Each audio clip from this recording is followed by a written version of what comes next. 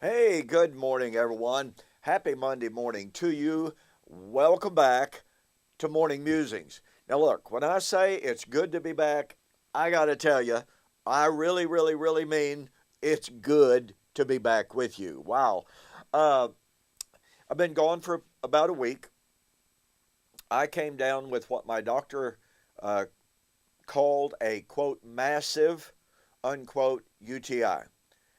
That, that knocked me smooth out. Uh, Either the first or the second day of the infection, I slept for 16 hours. Uh, all I all I wanted to do was for the world to go away. and you know, when they tested me, they gave me some Cipro, and then like 3 days later, they called back and said, "Mr. Preston." Um, and by the way, the doctor called me at like 9 o'clock at night. Who ever heard of a doctor calling a patient at 9 o'clock at night? So anyway, she calls and she said, "We got the culture back on your UTI." Now, these are her words. "It is imperative that you start taking a different antibiotic tonight." And I'm going, how am I going to get this different antibiotic? She said, "Who's your pharmacist? We're going to call it in right now, and it's imperative that you start taking this antibiotic tonight." Well, needless to say, when your doctor calls at 9 o'clock at night and says it's imperative that you get to the pharmacy and start taking an antibiotic right then, you sort of kind of suspect that something is going on. And I told her, I said, "Well, the pharmacy is closed. It won't be open until in the morning." And she said, "Okay, we're going to call this in. We're going to fax it and we're going to call it in. And you need to be at the pharmacy when they open up in the morning, and you need to start taking this antibiotic differently because what we gave you is not going to touch the infection that you have. The bacteria that you have is highly resistant to the Cipro." And got off the phone, and my wife and I were kind of sitting there looking at each other, and I asked her, I said, "Did you kind of get the idea that something is going on here? Number one, a doctor calls at 9 o'clock at night. Number two, she says it's absolutely imperative for me to start taking a different antibiotic like tonight. And if not tonight, as in very first thing in the morning." And she said, "Yeah, there was an urgency there that I don't think we're getting the whole story." Well, as it turns out, when I went then to my urologist, he said, "Well, the reason for the urgency was that you had a bit of staph infection in there," which, just wow, holy cow! Don't even want to think about staph infection in your bladder or your anywhere in your urine. Well, you don't want to think about staph infection anywhere. But anyway, thank the good Lord, the new prescription got rid of the staph very, very quickly, and I'm now feeling not 100%. I will tell you that. I'm still just about a half a bubble off of center, and I tire out extremely quickly. uh, so, nonetheless, I am really, really, really glad to be back with you. And look, I want to thank all of you who sent me private messages, emails, who posted comments here on YouTube, expressing your concern, asking, "Where in the world are you?" Saying, "Hey, I can't start my day without morning musings." So, anyway, again, I want to thank you so very, very much for your prayers, obviously, for your concern, and for your thoughts. I've never had anything quite like this. Thankfully, there was not an incredible attendant amount of pain with the UTI. Uh, there was just the overwhelming lethargy, the mental fog, as I call it. My mental acuity was about 20% of normal, and it was just not a very fun time. Okay, so I'm really, really, really thrilled to be back with you this morning. Like I said, I'm still not 100% insofar as my mental acuity is concerned. So I hope that this morning's video will make a little bit of sense to you. This video will be relatively short since I wanted to give you an update on kind of what's been happening in my world with my health. And so what I'll just do this morning is try to bring us back up to speed, all right, as to where we are in our study of the Olivet Discourse. We have been focused on Matthew chapter 25, 1 to 13, and the coming of the bridegroom for the wedding and the 5 wise, 5 foolish virgins. As I have pointed out to you, about 99% of all commentators say that's the second coming, that's the coming of the Lord at the end of the current Christian age, to marry the church, his bride. I have suggested to you that view completely and totally ignores the Old Covenant background for the promise of the wedding. The promise of the wedding was a promise made to Old Covenant Israel, the 10 northern tribes specifically, that had been married to Yahweh, committed spiritual adultery, and was divorced. She had received a harvest, and that harvest was national destruction.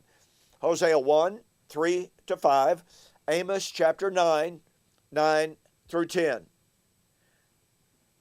Her harvest, once again, was national destruction. Well, Judah was just as guilty, just as sinful as the 10 northern tribes. And God promised her that the day was going to come in which she too would receive her harvest. When would that be? It would be in the day of the salvation of the remnant. Now look, folks, nothing is clearer than the fact that Paul, the great apostle, whose eschatological hope was nothing but the hope of Israel found in Moses, the law, and the prophets,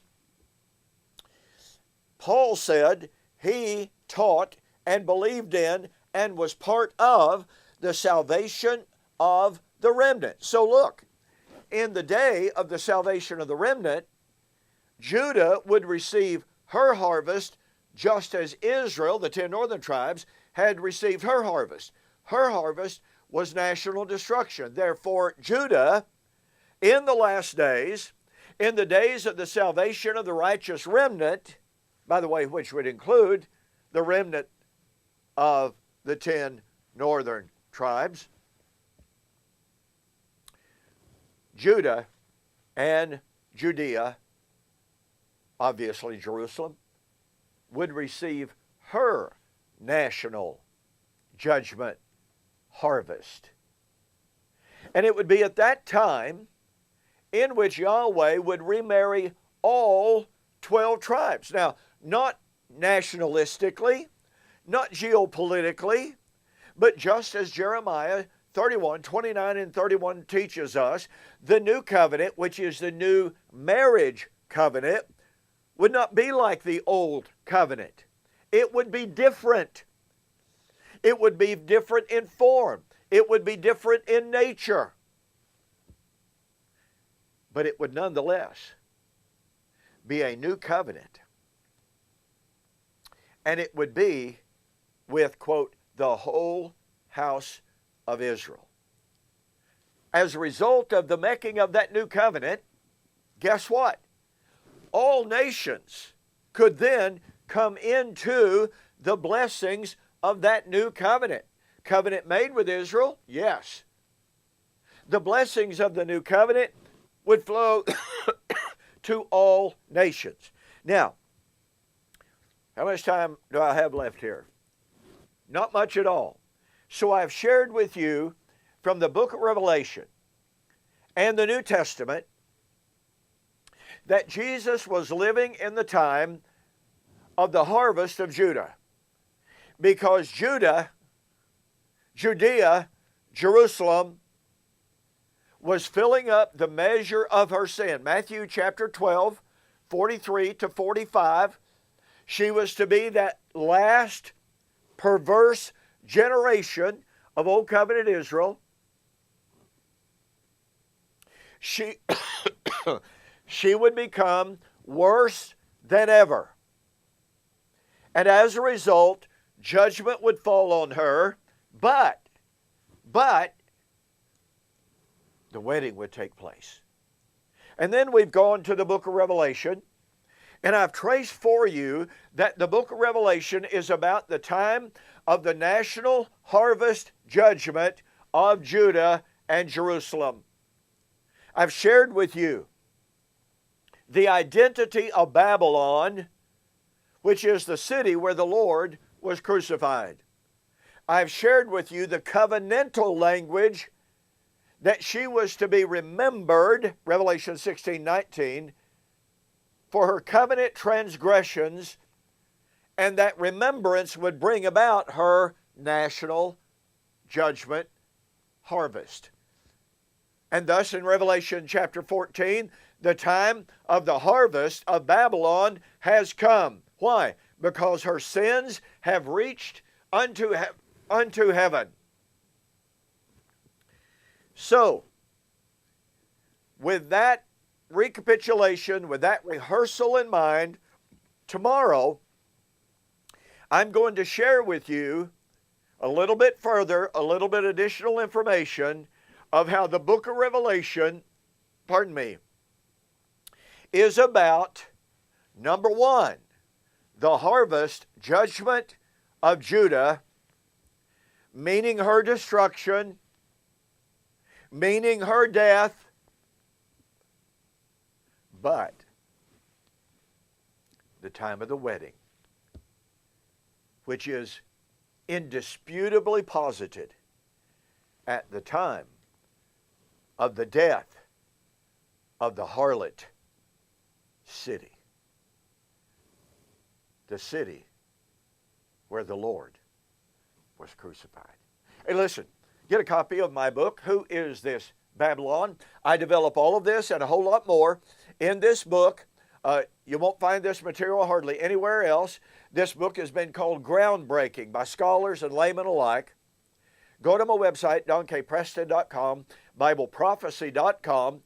Order the book, Who Is This Babylon? Send me a note that says you saw the offer on YouTube or Facebook, and I'll refund your shipping. That will save you $5. Okay, don't forget, on tomorrow, on the flip side, I'm going to show you the destruction of Judah, the destruction of Jerusalem, the destruction of the old harlot bride, and the time of the wedding.